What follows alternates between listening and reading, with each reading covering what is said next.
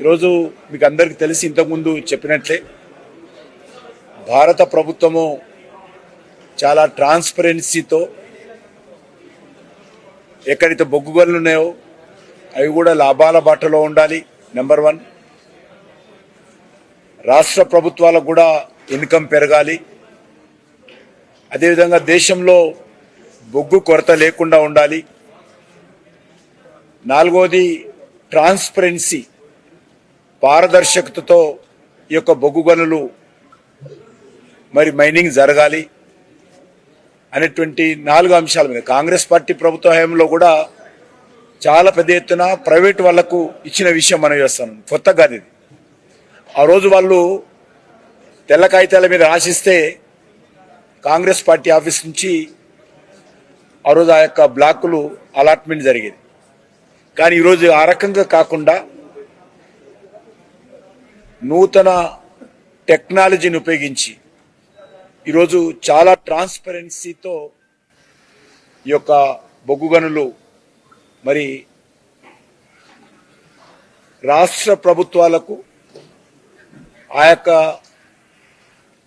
లాభాలు వచ్చే విధంగా ఈ యొక్క ట్రాన్స్పరెన్సీతో ఈరోజు ఈ అలాట్మెంట్ జరుగుతూ ఉన్నది. మిగతా అనేక విషయాలు ఈ యొక్క బొగ్గు గనుల ద్వారా ఎవరికి ఎంత లాభం వస్తుంది, అదేవిధంగా బొగ్గు గనులు ఓపెన్ ఆక్షన్ ద్వారా ఆ యొక్క బొగ్గు గనులకు సంబంధించినటువంటి సంస్థలకు ఎంత లాభం వస్తుంది, లాభమా నష్టమా, ఇవన్నీ విషయాలు కానీ రేపు కానీ ఎల్లుండి కానీ డీటెయిల్గా మీకు ఇస్తాను. కాబట్టి భారత ప్రభుత్వము చాలా పారదర్శకత ఉంది. ఎందుకంటే సింగరేణి ఒక రాష్ట్ర ప్రభుత్వానిదే కాదు, కేంద్ర ప్రభుత్వానికి కూడా. రాష్ట్ర ప్రభుత్వానికి ఎంత బాధ్యత ఉందో కేంద్ర ప్రభుత్వానికి అంతే బాధ్యత ఉంటుంది. కాబట్టి ఇటు రాష్ట్రము కేంద్రం అనుకోకుండా ఈరోజు కోల్ ఇండియా లిమిటెడ్ ఏ రకంగా మేము ఇంపార్టెన్స్ ఇస్తామో అదే ఇంపార్టెన్స్ దానికంటే ఒక అడుగు ముందుకేసి ఈరోజు సింగరేణికి ఇస్తాం మేము. అందులో ఏ రకమైనటువంటి అనుమానాలు తెలంగాణ ప్రజలు కానీ సింగరేణి కార్మికులు కానీ పెట్టుకోవాల్సినటువంటి అవసరం లేదు. అదే రకంగా రానున్న రోజుల్లో కూడా సింగరేణిని ఎక్కడ కూడా ఏ రకమైన ఇబ్బంది లేకుండా మరి అన్ని రకాలుగా ఆదుకునేటువంటి ప్రయత్నం చేస్తాం. కాబట్టి దీంట్లో ఏ రకమైనటువంటి రాజకీయాలు నేను ఇక్కడ మాట్లాడదలుచుకోలేదు. ఈరోజు ఒక మంచి కార్యక్రమం, నేను మంత్రి అయిన తర్వాత మొదటి కార్యక్రమం మన హైదరాబాద్లో పెట్టుకోవాలి. నేను హైదరాబాద్ సంబంధించినటువంటి వ్యక్తిని, తెలంగాణ బిడ్డనైన ఉద్దేశంతో గత 9 కార్యక్రమాలు ఈ రకమైన కార్యక్రమాలు ఢిల్లీలో జరిగితే మా అధికారులందరూ కూడా హైదరాబాద్లో పెట్టాలనేటువంటి అక్బంతో వాళ్ళని ఒప్పించి ఇక్కడ పెట్టుకున్నాం. కాబట్టి ఒక మంచి కార్యక్రమం స్టార్ట్ చేశాం. కాబట్టి ఖచ్చితంగా నేను తెలంగాణకు సంబంధించిన ప్రాతినిధ్యం వేస్తున్నాను. కాబట్టి సింగరేణి అన్ని రకాలుగా ఉంటాం. ఏదైతే గౌరవ ఉప ముఖ్యమంత్రి గారు చెప్పారో ఆ విషయాలన్నిటిపైన కూడా పరిశీలిస్తాము. ఒక 2 మైన్లు మా దృష్టిలో ఉన్నాయి. ఇమ్మీడియట్గా మరి నైని ప్రాజెక్ట్ ఏదైతే ఉన్నదో ఒరిస్సాలో 2015 నుంచి అది పెండింగ్లో ఉంది. దానికి సంబంధించి ఒక అడుగు కూడా ముందు కదలలేదు. దానికి సంబంధించి వెంటనే ఇప్పుడు అక్కడ బీజేపీ ప్రభుత్వం అధికారంలోకి వచ్చింది. కాబట్టి నేను కూడా చొరవ తీసుకొని అక్కడ ముఖ్యమంత్రి గారితో మాట్లాడి ఆ ప్రాజెక్టు మనకు ప్రొడక్షన్కి వచ్చినట్లయితే చాలా సమస్యలు పరిష్కారం అవుతాయి. ఈరోజు 15% ప్రొడక్షన్ అక్కడి నుంచే ఈరోజు సింగరేణి తెచ్చుకోవచ్చు.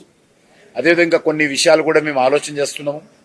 గౌరవ ప్రధానమంత్రి గారితో మాట్లాడి, ఎందుకంటే ఈరోజు అయితే కేంద్ర ప్రభుత్వం అవలంబిస్తుందో దేశమంతా కూడా అవి పిఎస్యులు కానీ, కేంద్ర ప్రభుత్వ పిఎస్యులు కానీ, రాష్ట్ర ప్రభుత్వ పిఎస్యులు కానీ, లేకపోతే వివిధ మినరల్ కార్పొరేషన్స్ కానీ అన్నిటికీ ఒకే రకమైనటువంటి విధానం ఈరోజు అవలంబిస్తున్నాం.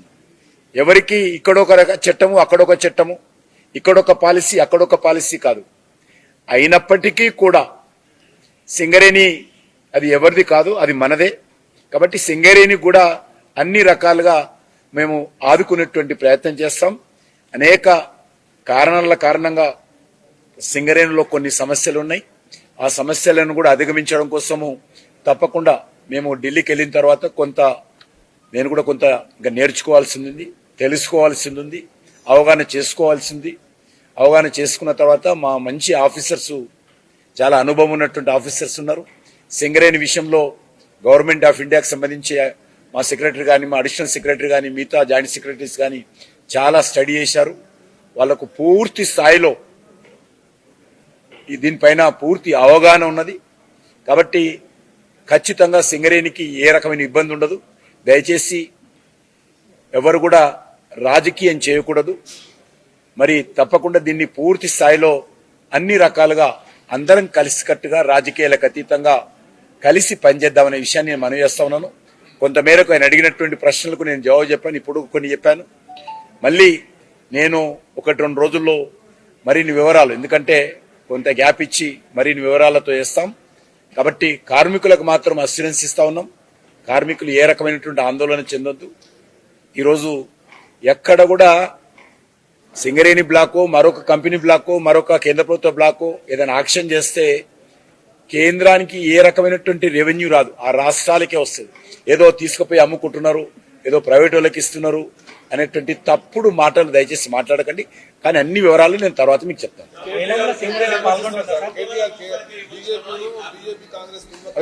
అవి చాలా రోజుల నుంచి అంటారు. ఇప్పుడు భారతీయ జనతా పార్టీ చాలా ఈజీగా దొరుకుతుంది వాళ్ళకు.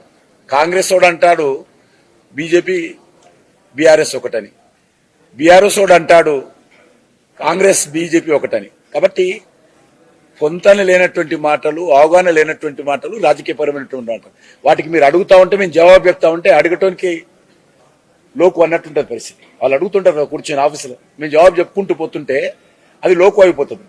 ఇద్దరు మాట్లాడుతున్నారు.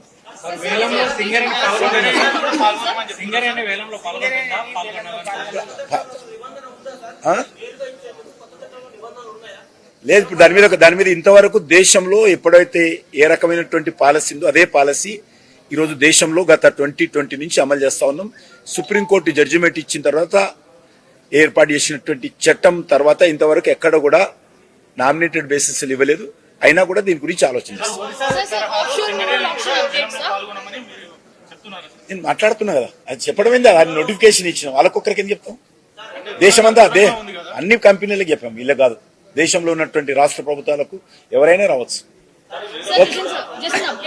What's the update on offshore mineral auction status, sir? It was expected to start somewhere around mid-July. 24th of this month, Delhi we are doing Next launch. next launch. And also about lithium, sir, is India still in talks with Australia for lithium? That is also on that day we will inform. 24th